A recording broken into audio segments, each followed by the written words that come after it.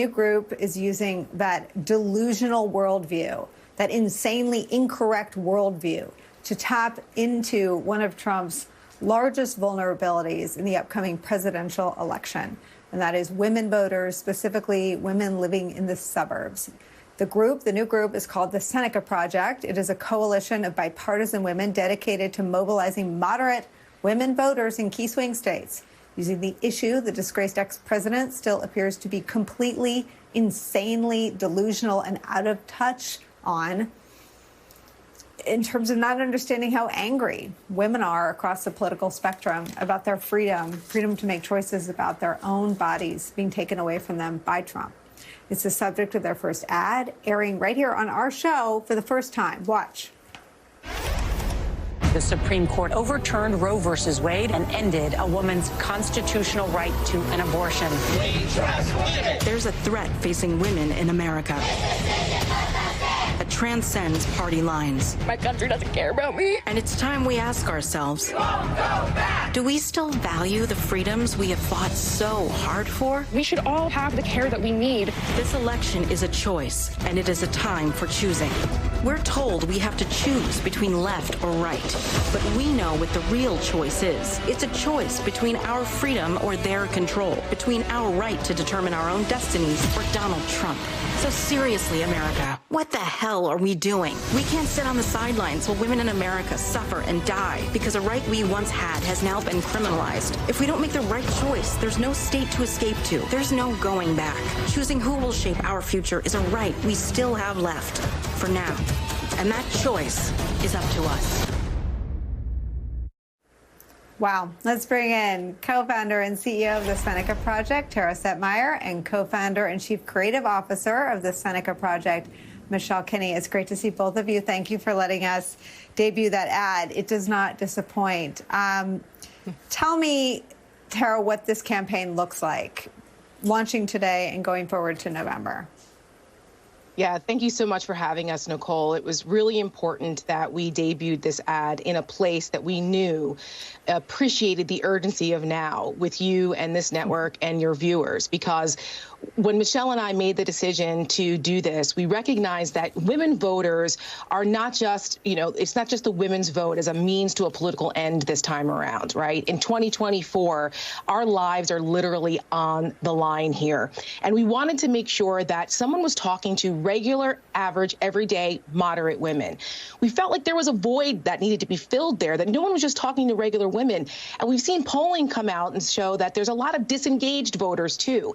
And we need to make sure that we explain to women what's at stake. The stakes are so incredibly high. And to get those disengaged women paying attention and realizing that we still do, as we say in the ad called It's a Time for Choosing, that you still have that opportunity to choose now, for now. And it's up to us what that future looks like, not only for us, but for our future generations, just like the women in the past, like the Seneca Falls women. That's where we got the name from, as a nod to the history of the birthright of the women's rights movement. Just like it was a coalition for those women who said enough was enough. They were tired of being treated as second-class citizens, all the way up through the suffragists. And now here we are in 2024, being potentially treated as second-class citizens again because our freedoms are being taken away. So our plan is to target those moderate women, those Nikki Haley-type voters, and some left-of-center voters, too, women that need to realize that they're important to this coalition, too, to beat back the MAGA extremism and to make sure that they vote for President Joe Biden, who's the only person in this binary choice of a campaign that will actually protect women's rights and make sure we don't go back to the 1840s. Tara, I have 40 questions for you. I'll start with this one. I mean, I think what our audience expects is that people like you and me sort of own our own role in this, right? I mean, I worked in the Bush administration. Bush appointed Alito. We have some culpability on this. We have more to do to help avenge what has become of a radicalized Supreme Court. And I wonder how much of this is speaking to some of the women who were the decisive vote for Donald Trump in 2016. I mean, they're part of how we got a Donald Trump presidency. How do you sort of message that?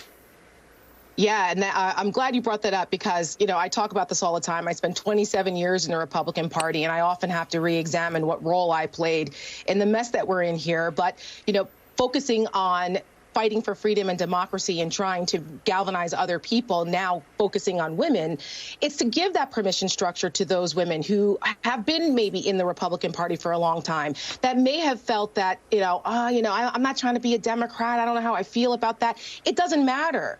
We're speaking to you. It doesn't matter if you voted for Trump before. It doesn't matter if you voted for Trump twice. Guess what? It also doesn't matter if you're a Democrat or a Republican, if you're bleeding out in an emergency room in a state that has criminalized your choice to have proper health care. It doesn't matter. We're all in this in solidarity. So that's why our bipartisan advisory committee that includes Senator Boxer, Mary Trump, we have former Congressman Denver Riggleman, because the guys are important too, especially the girl dads. We have a Emmy award-winning Alex Borstein on our advisory committee. We have Tony-nominated Laura Bell Bundy on our committee. We're bipartisan. Michelle comes from Democrat world, and she'll explain to you that, we're speaking to these moderate Republican women because, they need to hear it from us. If it's not us, then who? And if it's not now, then when? We have to do it. The time for choosing is actually a funny story because, as you know, Nicole, that's a nod to Ronald Reagan's famous speech, "It's a time for choosing." And we wanted to take back that idea of a right to choose. That right to choose is much bigger now than just abortion rights. It's a right to choose the future of our lives and how we as women are treated in this country. And when Michelle first wrote the script, we wrote the script together. It's our first time ever writing a script, so we're really proud of that we were able to do this together. And Michelle actually voiced over the ad. She wrote the script and she said, I don't know, what do you think? It's important that people understand that the choice is what matters. And I said, well, it reminds me of the Reagan speech, "A Time to Choose." And Michelle said, I don't watch Reagan speeches. I'm a Democrat. We don't sit around watching Reagan speeches. So we don't do that. We don't do that. We don't do that. But there was a lot to take from that speech that really works in this moment. And so, we're laser focused on making sure that women understand the stakes in this election. And when they go into that voting booth, that's their choice. That's our choice. It is no one's business. You don't have to tell anybody who you voted for. And there are fewer and fewer sacred places for women in this country to make personal and private decisions about their lives and their futures. And one of those places is a voting booth. So like what Tara said, we don't care if you voted for Donald Trump one time or two times. We just care that you don't vote for him again. So you have to think about what kind of future you want to leave for your children. And if you want to hold on to the rights that we have now, the only choice on that ballot is Joe Biden. I love this collaboration. I have to sneak in a break, but I want to ask you about something that you alluded to. My theory is that there's a huge hidden male vote. I mean, there are a lot of men that don't want to see abortion become a crime for which women go to jail, their daughters, their wives, their mothers. I mean, I want to ask you what you're seeing in the data and what you have in store next. I have to sneak in a quick break. Tara and Michelle will be right back. Don't go anywhere.